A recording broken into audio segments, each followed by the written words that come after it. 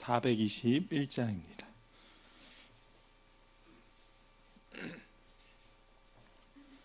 내가 예수 믿고서 죄사함 받아 나의 모든 것 다 변했네.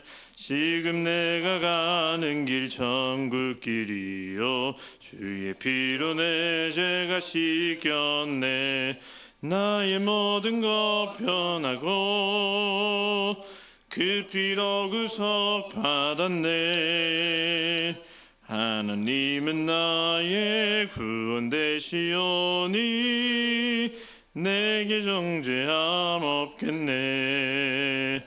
주님 밝은 빛 대서 어둠에 치니 나의 모든 것 다 변했네. 지금 내가 주 앞에 온전케 됨은 주의 공로를 의지함일세. 나의 모든 것 변하고 그 피로 구속받았네. 하나님은 나의 구원 되시오니 내게 정죄함 없겠네. 내게 성령 임하고 그 크신 사랑 나의 마음에 가득 채우며 모든 공포 내게서 물리치시니 내 맘 항상 주 안에 있겠네. 나의 모든 것 변하고 그 피로 구속받았네. 하나님은 나의 구원 되시오니 내게 우리 3절 한 번 더 찬양합니다. 내게 성령 임하고 그 크신 사랑 나의 맘에 가득 채우며 모든 공포 내게서 물리치시니 내 맘 항상 주 안에 있겠네. 나의 모든 것 변하고 그 피로 구속받았네. 하나님은 나의 구원 되시오니 내게 정죄함 없겠네. 아멘. 네, 오늘 우리에게 주신 하나님 말씀은 요한복음 7장 53절부터 8장 11절 말씀까지입니다. 요한복음 7장 53절부터 8장 11절까지 말씀입니다. 네, 한 절씩 교독하신 후에 마지막 절은 합독하도록 하겠습니다.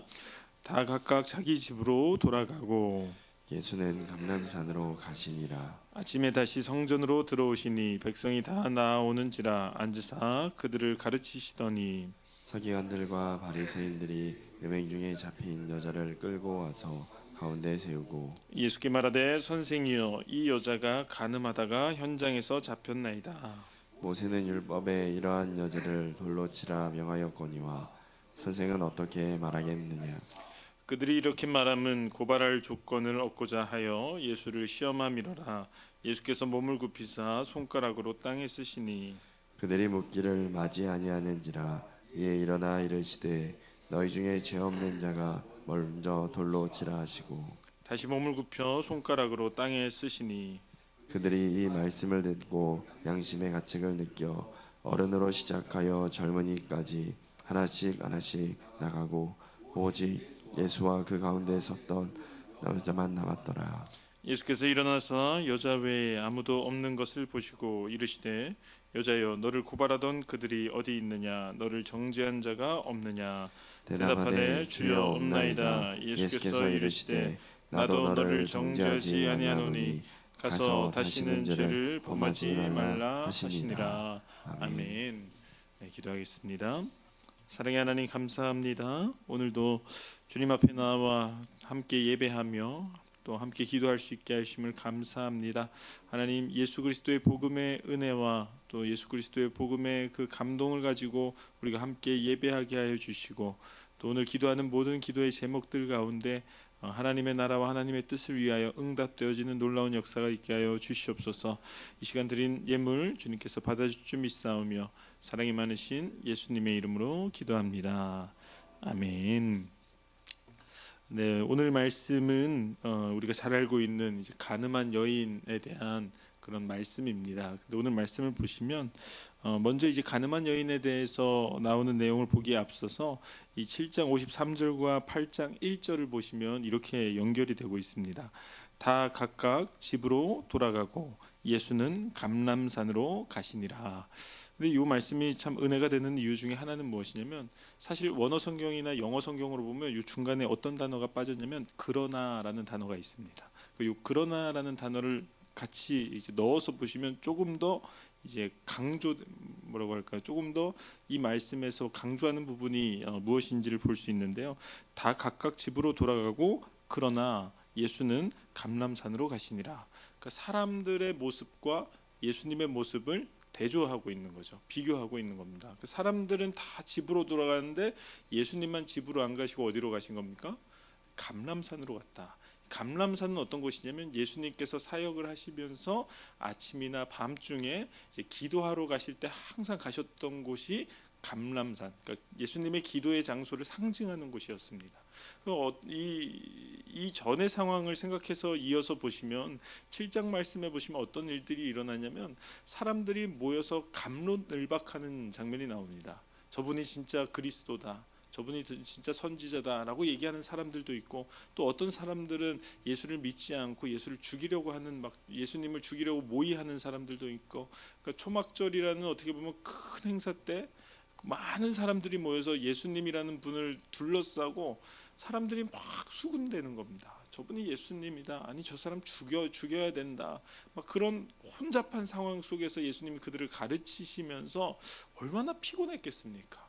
내가 가르치는 것만 해도 피곤한데 가르치는데 사람들은 막 수군거리는 거예요. 자기를 막 죽이려고 하는 사람도 있는 거예요. 그런 어떻게 보면 복잡하고 바쁘고 마음이 혼란한 상태에서 예수님이 지금 뭘 하고 계십니까? 기도하고 계신다는 것이 아주 중요한 포인트입니다.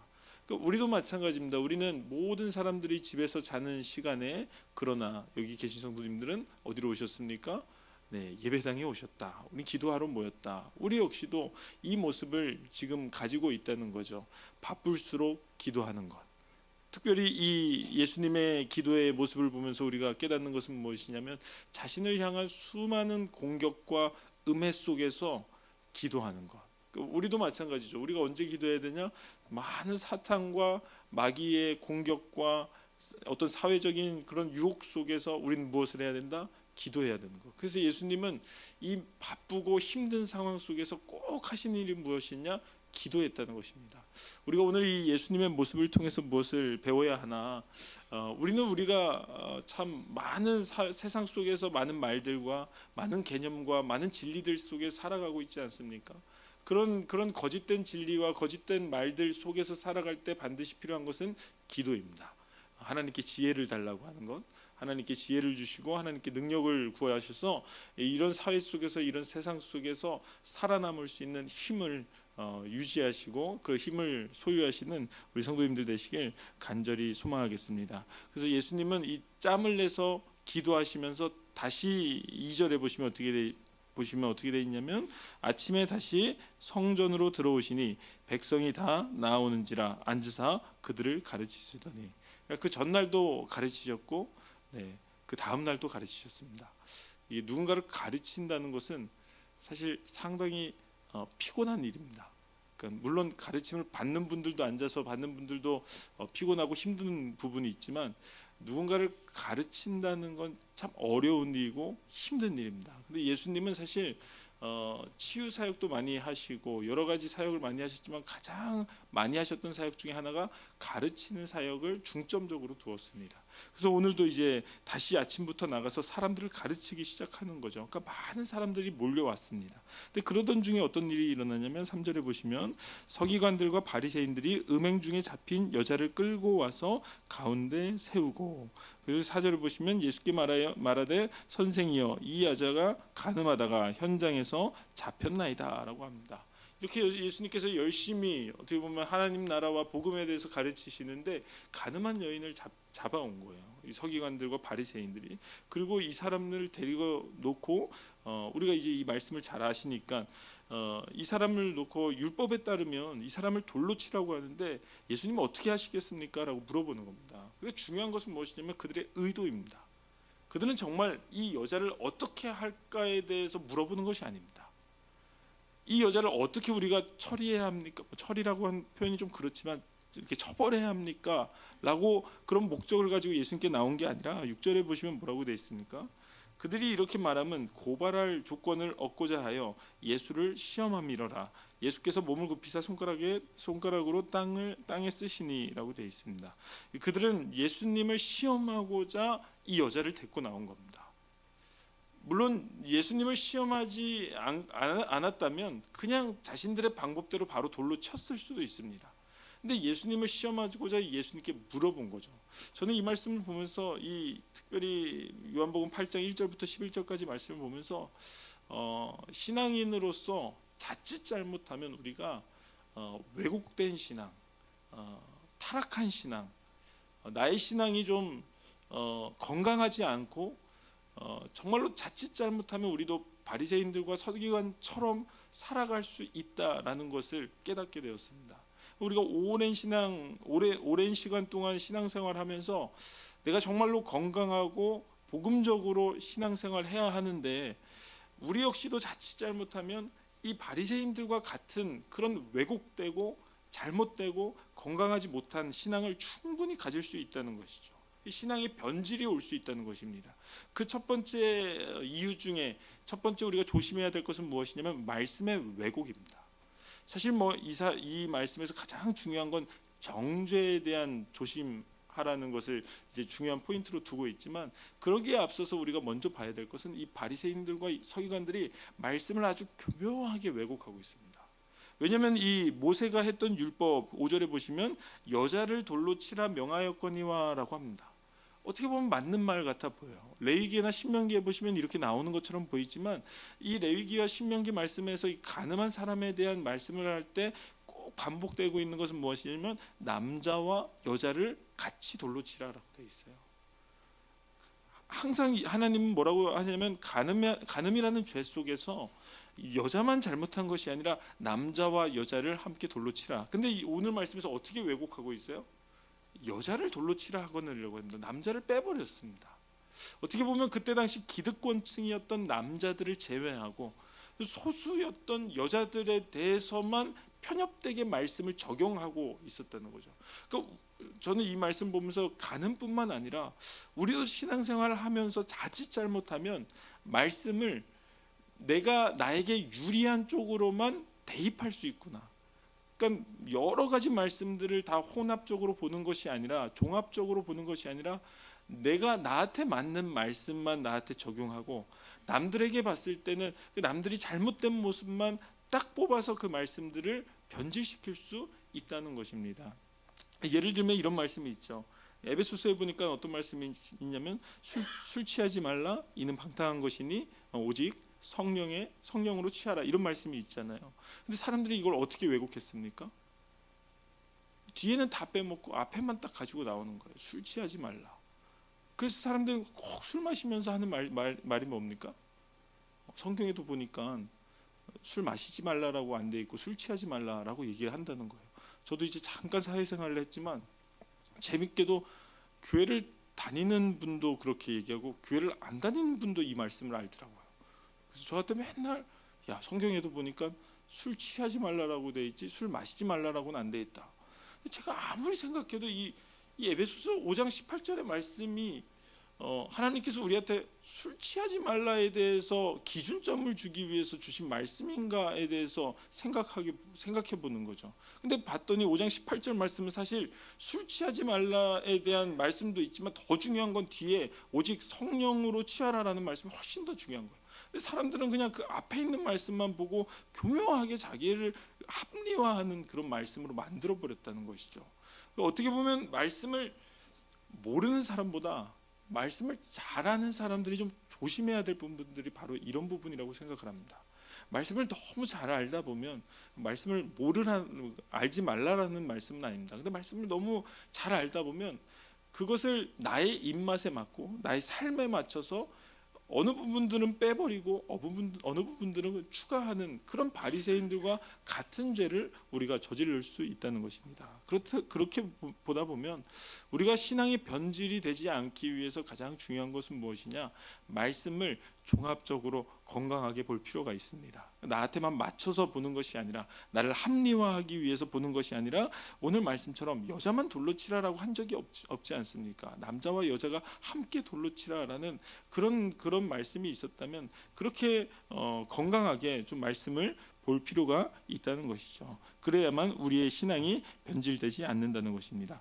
두 번째 중요한 것은 무엇이냐면 이 말씀의 가장 중요한 핵심은 결국 정죄와 관련된 말씀입니다. 그래서 10절 말씀 보시면 이렇게 되어 있습니다. 예수께서 일어나사 여자 외에 아무도 없는 것을 보시고 이르시되 여자여 너를 고발하던 그들이 어디 있느냐 너를 정죄한 자가 없느냐라고 되어 있습니다.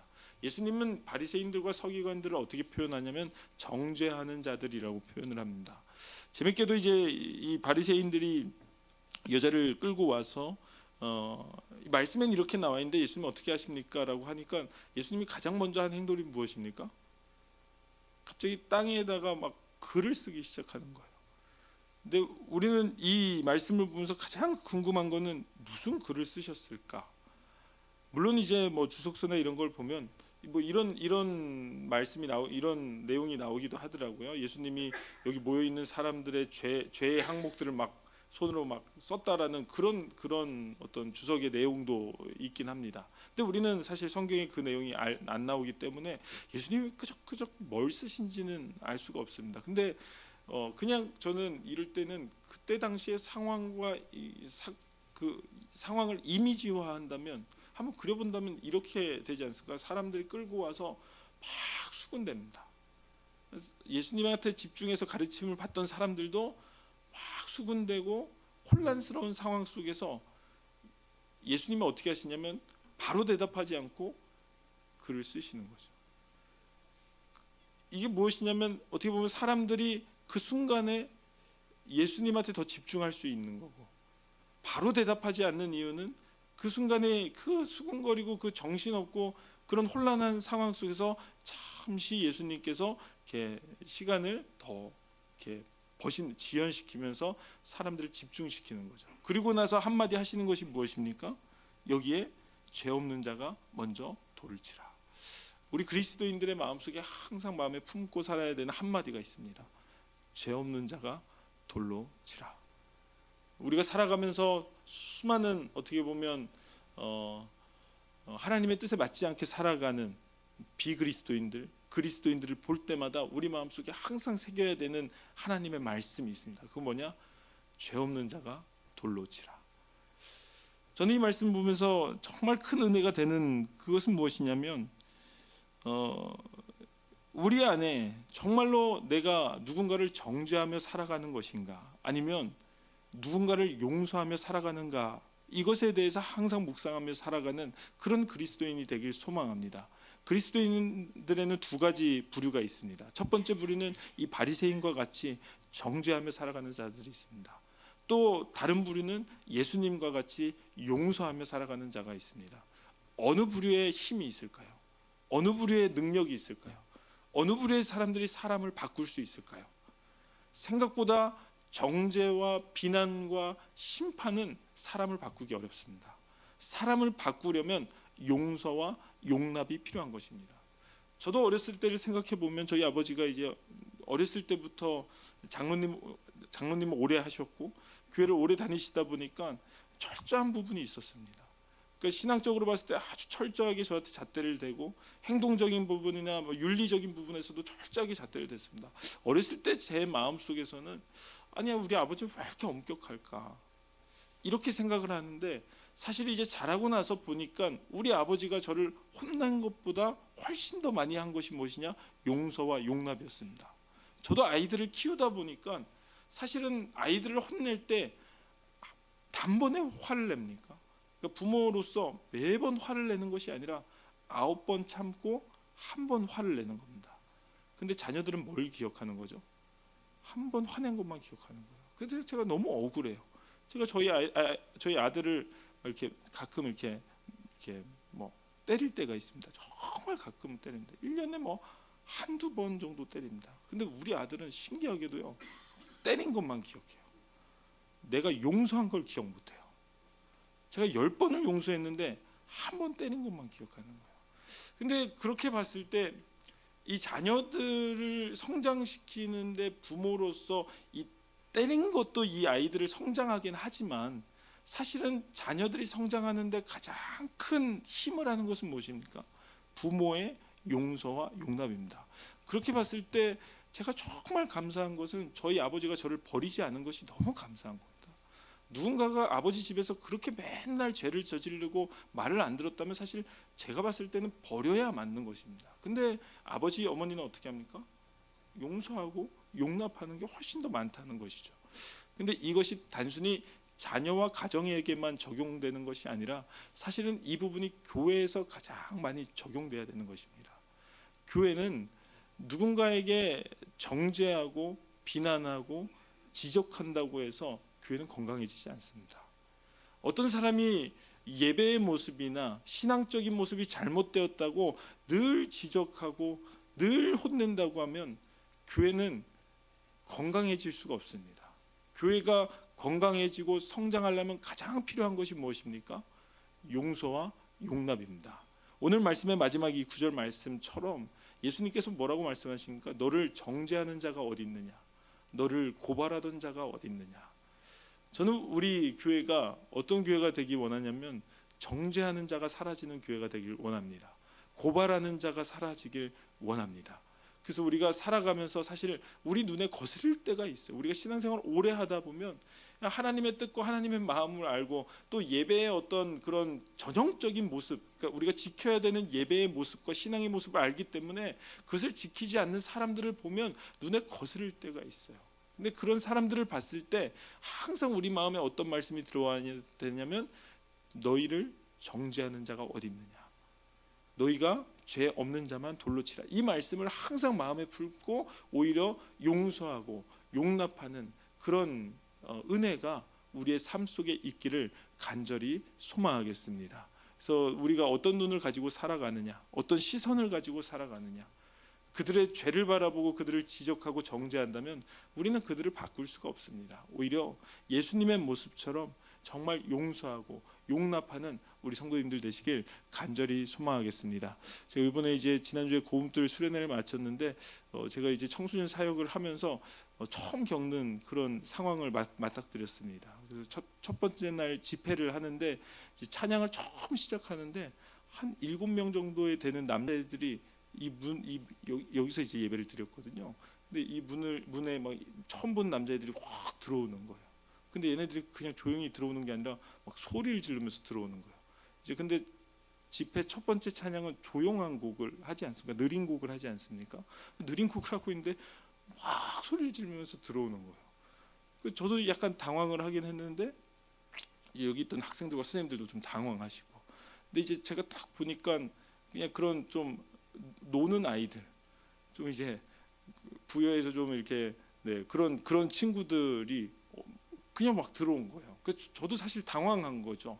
근데 이제 그 아이들이 이제 들어와서 가만히 있으면 좋은데 계속 이 찬양을 방해를 하는 거죠. 예배 막 방해하고 막 소리를 지르고 막 이러는 거예요. 저도 처음 겪는 일이어서 이걸 어떻게 해야 되지 하는데 이제 저는 이제 앞에서 인도를 해야 되니까 집중해서 찬양을 하려고 노력을 했습니다. 근데 이 친구들이 계속 산만하게 하니까 저희 애들도 집중을 못하고 막 계속 선생님들은 이제 아이들한테 가까이 가지 못하게 하려고 막 선생님들도 집중을 못하시고, 그래서 일단은 이제 찬양을 그냥 중간에 그냥 확 끊어버렸습니다. 잠깐 멈추라고 하고 선생님들은 그 친구들을 내보내고 아이들을 막 진정시키고 다시 이제 찬양을 시작했는데요. 제가 그 모습을 보면서 첫 번째 든 생각은 교회 다니는 아이들이 정말 착하구나. 이렇게 들어와서 보니까 확 대조가 되는 거예요. 우리 애들이 착한지 몰랐는데 우리 애들 그냥 앉아 있는 것만 해도 착해 보이더라고요. 근데 이제 그 친구들을 어떻게 바라봐야 될까? 신앙인의 모습에서 물론 예배를 막 방해하고 막 예배를 막 그렇게 하기 때문에 우리가 차단하고 이제 내보내야 되는 건 맞지만, 내가 목사로서 또 그리스도인으로서 그런 친구들을 어떻게 바라봐야 될까? 그냥 예배를 방해하는 그런 모습 때문에 지적하고 정죄하고 비난한다면 우리 역시도 어떻게 보면 돌로 치는 그런 사람들과 똑같은 모습이 되지 않을까? 오히려 이제 우리는 그들을 바라볼 때 긍휼한 마음으로, 또 그들을 용서하고 용납하고 그들 품어주는 마음으로 우리가 살아가야 되지 않나라는 생각을 하게 되었습니다. 그래서 그 타이밍 자체가 집회 때였기 때문에 이렇게 내보낼 수밖에 없었지만, 꼭 부여 지역 길을 돌아다니다가 그 친구들을 보면 그들에게 이렇게 얘기해주고 싶더라고요. 우리가 그런 의도로 이렇게 내보낸 건 아니다. 그래서 다 사랑하고 다 용서하고 용납한다, 그런 마음을 같이 전하고 싶었는데 다시 만날 수 있을까, 그런 생각은 또 들기도 합니다. 근데 그런 상황들을 우리는 순간순간에 이렇게 만날 수 있다는 거죠. 이렇게 전혀 모르는 사람들을 그렇게 만날 때도 있고, 또 우리 가족에서 자녀들의 모습 속에서 그렇게 정죄하고 싶은 모습을 만날 때가 있고, 또 같이 신앙생활하는 성도들 안에서 그들의 모습을 보면서 정죄하고 싶을 때도 있고 비난하고 싶을 때도 있지만, 그때마다 우리가 잘 알고 있는 이 상황의 말씀을 좀 마음에 품으면서 사람을 변화시키고 또 사람을 품어주는 힘은 지적과 정죄가 아니라 용서와 용납으로부터 있다는 것을 꼭 기억하시고, 특별히 이 설 명절에 가족들을 만났을 때 그들의 모습을 보면서 막 지적하고 정죄하고 이러면 안 된다, 이렇게 하기보다 용서하시고 용납하시고 사랑하실 때 우리의 자녀들이나 가족들이 변화된다는 것을 기억하시면서 그런 설 명절 연휴가 되기를 간절히 소망하겠습니다. 기도하겠습니다.